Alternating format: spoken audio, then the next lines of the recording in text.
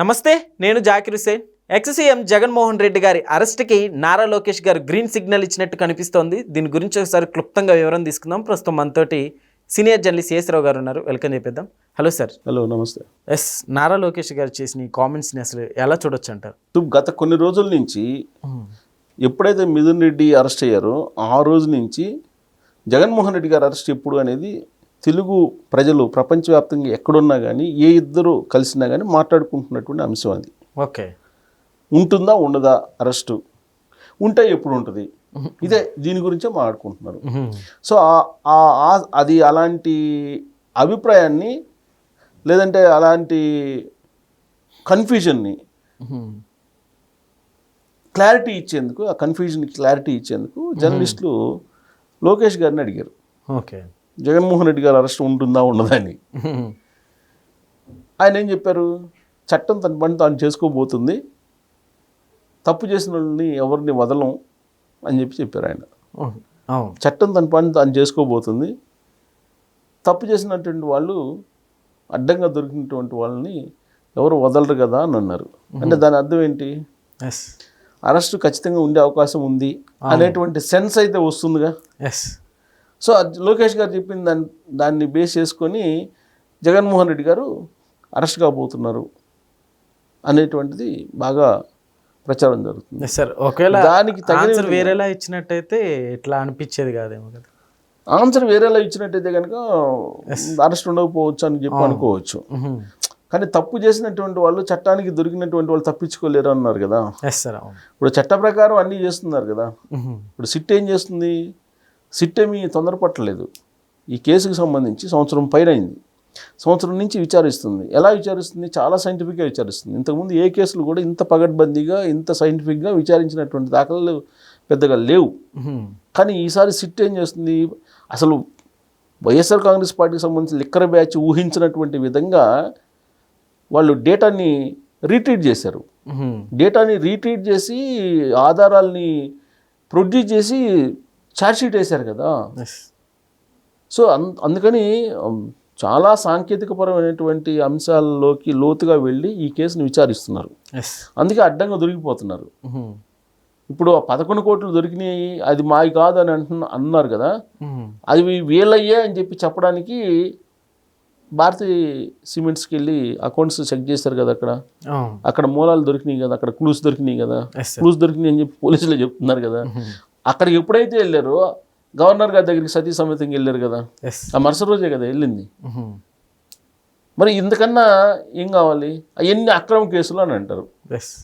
మరి అక్రమ కేసులు అయితే మరి ఈ డబ్బంతా ఎక్కడి నుంచి బయటకు వస్తుంది? సీజ్ చేసిన డబ్బంతా వాళ్ళు చెప్పిన దాని ప్రకారం అక్రమ కేసులు అనుకుందాం.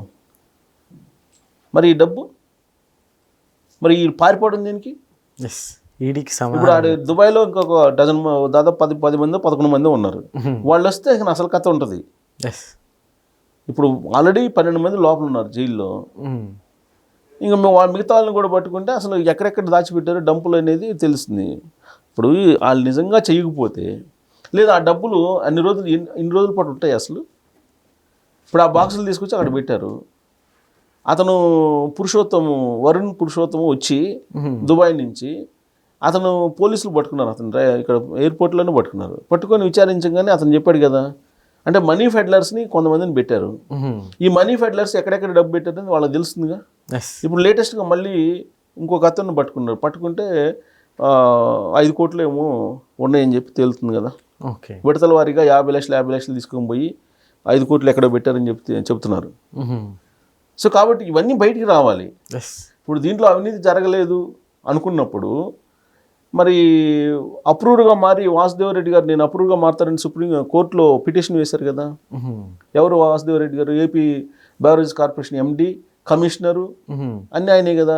పైగా జగన్మోహన్ రెడ్డి గారి సంతకంతో అతను అపాయింట్మెంట్ జరిగిందని చెప్పేసి ఆ రోజున మా చీఫ్ సెక్రటరీగా ఉన్నట్టు ఎల్వి సుబ్రహ్మణ్యం గారు, ఇప్పుడు ఎల్వి సుబ్రహ్మణ్యం గారు కూడా చెప్తున్నారు కదా. యాక్చువల్గా ఎండి, కమిషనరు వేరువేరుగా ఉంటారు, కానీ అన్నీ ఆయనకే అప్పచెప్పారు కదా. తీసుకొచ్చి ఢిల్లీ నుంచి డిప్యుటేషన్ మీద తీసుకొచ్చి వాసుదేవరెడ్డిని అన్నీ ఆయనకి అప్పచెప్పడం వెనక జగన్మోహన్ రెడ్డి గారి సంతకం ఉందని చెప్పి చెబుతున్నారు కదా. మరి వాసుదేవరెడ్డి గారిని ఎందుకు తీసుకొచ్చినట్టు? వాసుదేవరెడ్డి గారే చెప్తున్నారు ఇప్పుడు, నేను అప్రూవర్గా మారుతానని చెప్తున్నారు కదా. ఎస్ సార్, అప్రూవర్గా మారుతాను, ఎక్కడెక్కడ ఏం జరిగిందో మొత్తం చెప్పేస్తాను అంటున్నారు కదా ఆయన.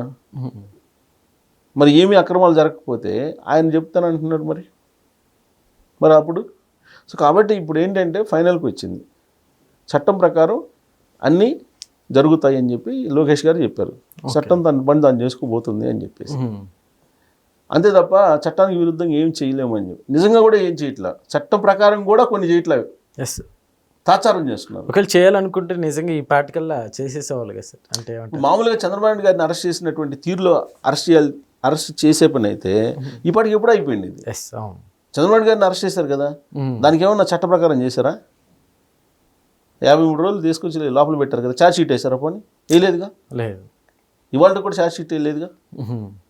అసలు ఏ కేసులో ఆయన అరెస్ట్ చేస్తున్నారు ఆయనకే చెప్పలా, అసలు ఎందుకు అరెస్ట్ చేస్తున్నారు కూడా చెప్పలా. ఆ చట్టం విరుద్ధంగా చేసినటువంటి అరెస్ట్ కదా అది. కానీ ఇది అలా కాదు కదా. వీళ్ళు ఏం చేశారు, వీళ్ళు పోయి హైకోర్టులో వేశారు, పిటిషన్ వేసుకున్నారు ముందస్తు బెయిల్ ఇవ్వమని చెప్పి. ఏసీబీ కోర్టులో వేశారు, హైకోర్టులో వేశారు, సుప్రీంకోర్టులో వెళ్ళారు, సుప్రీంకోర్టు దాకా వెళ్ళారు. సుప్రీంకోర్టు కూడా డిస్మిస్ చేశారు. అప్పుడు పోలీసులు అరెస్ట్ చేయాల్సిన పరిస్థితి వచ్చింది. అంటే మ్యాక్సిమము వీళ్ళు తప్పించుకునే దానికి అవకాశం తీసుకున్నారు కదా, కోర్టులోనే తీసుకున్నారు కదా. మరి ఇంకా అక్రమం ఎక్కడ? సుప్రీంకోర్టు దాకా వెళ్ళారు, సుప్రీంకోర్టు దాకా వెళ్తే లేదు దీన్ని ఆధారాలు ఉన్నాయి అని చెప్పి పిటిషన్ డిస్మిస్ చేశారు కదా. ముందు బెయిల్కి సంబంధించి పిటిషన్ డిస్మిస్ చేశారు కదా. Yes sir. అంటే ఈ ప్రభుత్వం అసలు వాళ్ళు తప్పించుకోవడానికి ఎక్కువ అవకాశం ఇచ్చినట్టు కనిపిస్తుంది. అలాంటి విమర్శలను కూడా ఎదుర్కొంటుంది ఇప్పుడు ప్రభుత్వం. లేదంటే ఎప్పుడో అసలు ఆల్రెడీ వాంగ్మూలంలో ఇప్పుడు దొరికినటువంటి వాళ్ళు ఇచ్చినటువంటి వాంగ్మూలంలో వీళ్ళందరి పేర్లు ఎప్పుడో ఉన్నాయి. ఓకే, వాంగ్మూలంలో ఉన్నప్పుడు ఇమీడియట్గా వాళ్ళని పిలిచి విచారించాలి కదా. విచారించకుండా మిదిరినట్టుని అరెస్ట్ చేయడానికి దాదాపు 7 నెలలు పట్టింది. ఎస్ సార్ అవును. సుప్రీంకోర్టు దగ్గరికి పోయి సుప్రీంకోర్టు మళ్ళీ ఇక్కడ హైకోర్టులో తెలుసుకోమని మళ్ళీ హైకోర్టు నుంచి సుప్రీంకోర్టుకి వెళ్ళి అంత వెసులుబాటు ఇచ్చారు. వెసులుబాటు ఇవ్వడం అంటే చట్టం అరెస్ట్ చేయమంటేనే చేసింది ఒక రకంగా చెప్పాలంటే.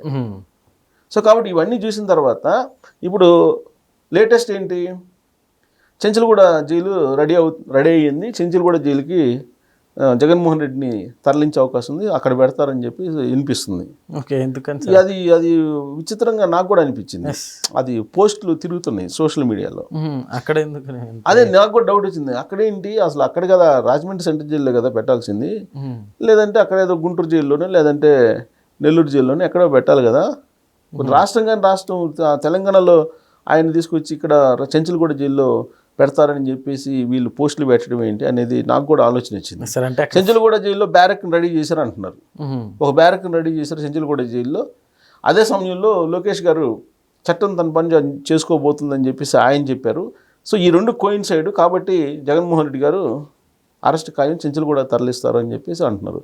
బహుశా రాష్ట్రంలో శాంతి భద్రతలో సమస్య అంటే ఆయన అరెస్ట్ చేస్తే ఏదన్నా వైఎస్ఆర్ కాంగ్రెస్ పార్టీ వాళ్ళు ఒకవేళ ఏదన్నా హడావుడి చేస్తారేమో అనేటువంటి ఉద్దేశంతో ఆయన్ని చెంచల్గూడ జైలుకి ఏమన్నా తరలిస్తారా కోర్టు ఆదేశం ప్రకారం అనేది కూడా వినిపిస్తుంది. అంత పెద్ద లీడర్ చంద్రబాబు నాయుడిని చేస్తే ఇప్పుడు ఈయన చేస్తే అసలుకి అంత విధ్వంసం ఎందుకు జరిగిద్ది అంటే ఏం చెప్తారు? అంటే ఎందుకు జరిగిద్ది అని అంటే ఇప్పుడు మనం చూసాం ఈ మధ్యకాలంలో ఆయన బంగారుపాలెం వెళ్ళారు, ఇది తోతాపురి మామిడికి సంబంధించి అక్కడ జరిగిన హడావుడి చేసాం. తర్వాత ఇక్కడ నర్సరావుపేటలో వెళ్తూ కాన్వాయ్లో ఒక అతన్ని ఎక్కించుకొని వెళ్ళిపోయారు. నిజంగానే అప్పుడు 3 చనిపోయారు ఆ రోజున. సో ఇలాంటివన్నీ కొన్ని సంఘటనలు జరుగుతున్నాయి కదా. సో దాంతో ఒకవేళ అంటే జరగదు, బట్ మరి అంటే అసలు అది నిజమా అబద్ధం అనేది క్లారిటీ కూడా నాకు కూడా డౌట్ వచ్చింది. అసలు ఆ పోస్ట్ చూసిన తర్వాత చెంచల్గూడ జైలులో బ్యారక్ రెడీ అవుతుంది అని అంటే నాకు కూడా డౌట్ వచ్చింది, ఇక్కడ ఎందుకు రెడీ అవుతుందని. ఆల్రెడీ పాత కేసులు ఉన్నాయి, ఆ పాత కేసుల్లో ఆయన చెంచల్గూడ జైల్లోనే ఉన్నారు, ఇది 16 నెలల పాటు. ఓకే, మరి పాత కేసులు ఉన్నాయి కాబట్టి ఆ కేసులు ఏమన్నా బెయిల్ రద్దు చేస్తారా ఆ కేసుల్లో, అందుకు చెంచల్గూడ జైలు ఏమన్నా అంటున్నారా అనేది కూడా నాకు ఆ పోస్ట్ చూసిన తర్వాత అనుమానం వచ్చింది. ఓకే, అంటే లిక్కర్ కేసు కాకుండా ఇప్పుడు దాని తగ్గట్టు లోకేష్ గారు చట్టం తన పని దాన్ని చేసుకోబోతుందని అంటే ఇప్పుడు ఆల్రెడీ సిబిఐ ఈడీ కేసులు ఉన్నాయి, అవి కూడా విచారణకు వచ్చి ఉన్నాయి. ఇప్పుడు ఆ కేసుల్లో ఏమైనా లేటెస్ట్గా సుప్రీంకోర్టు కూడా ఇంకెన్ని రోజులు వివేకానంద రెడ్డి గారి మర్డర్ కేసు విచారిస్తారనేది కూడా ప్రశ్నించింది కదా. ఎస్ సార్, అవును. అసలు విచారణ చేస్తారా చేయరా అనేది కూడా ప్రశ్నించింది సుప్రీంకోర్టు. 8వ తారీఖు అనుకుంటా ఆగస్టు హియరింగ్ ఉంది వివేకానంద రెడ్డి గారి మర్డర్ కేసు కూడా. ఎస్. సో కాబట్టి ఇవన్నీ పాత కేసులు కూడా ఉన్నాయి. ఆ కేసుల గురించి ఏమైనా ఇక్కడ ఒకవేళ రెడీ చేస్తున్నారా జైల్ని, లేదంటే ఆ లిక్కర్ కేసుకి అయితే ఇక్కడ అవసరం లేదు. లిక్కర్ కేసుకి అయితే యాక్చువల్గా రాజమండ్రి సెంట్రల్ జైల్లో లేదా గుంటూరు జైల్లోనూ ఉంచుతారు. మరి పాత కేసుల్లో ఏమన్నా చట్టం తన పని చేసుకోని బానిస్తున్నారా? ఢిల్లీలో ఉండే బీజేపీ పెద్దలు, జనరల్గా ఢిల్లీలో ఉండే బీజేపీ పెద్దల ఆశీస్సులు ఉన్నాయని కదా ఇప్పుడు అందరూ భావిస్తూ ఉంది. సో కారణం ఏదైనప్పటికీ మొత్తం మీద మరి యాదృచ్ఛికమా లేదంటే అది ఏంటో తెలియదు, కానీ ఇక్కడ సెంచల్గూడ జైలు పోస్టులు, అలాగే లోకేష్ గారు చట్టం తన పని చేసుకోబోతుంది అని జగన్మోహన్ రెడ్డి గారి అరెస్ట్ గురించి ప్రస్తావించడం అనేది ఒకేసారి సోషల్ మీడియాలోకి వచ్చినాయి. సో దాంతో కొంచెం వైరల్ అవుతుంది. సో జగన్మోహన్ రెడ్డి గారి అరెస్టు ఉంటుంది అనేటువంటి అభిప్రాయానికి వస్తున్నారు. రీసెంట్ వరకు కూడా ఆయన అరెస్ట్ అవుతారా లేరా, అరెస్ట్ ఏం చేస్తారు, ఈ గవర్నమెంట్ ఎక్కడ చేస్తుంది, ఢిల్లీ పెద్దల ఆశీస్సులు ఉన్నాయి కదా ఆయనకి, ఈ గవర్నమెంట్కి అంత ధైర్యం లేదు, ఇలా మాట్లాడే వాళ్ళు కూడా ఉన్నారు చాలామంది. ఓకే. కాకపోతే లోకేష్ గారు నిన్న మాట్లాడిన తర్వాత నుంచి ఏదో ఉండే అవకాశం ఉంది అనేటువంటి భావన కలుగుతుంది. పూర్తి స్థాయిలో ఇప్పటికి కూడా లేదు. ఆయన మాట్లాడిన తర్వాత చట్టం దాని పని దాన్ని చేసుకోబోతుందంటే, చట్టం దాని పని దాన్ని చేసుకొని బానిస్తే ఈ పాటికి ఎప్పుడు జైల్లో ఉండేవాళ్ళు కదా, బెయిల్ మీద ఉండరు కదా. సో మరి ఆయన ఏ ఉద్దేశంతో అన్నారు, కానీ ఆయన చేసినట్టు వ్యాఖ్యల్ని ఎవరికి అనుగుణంగా వాళ్ళు భావిస్తూ ఉన్నారు. Okay sir, thank you.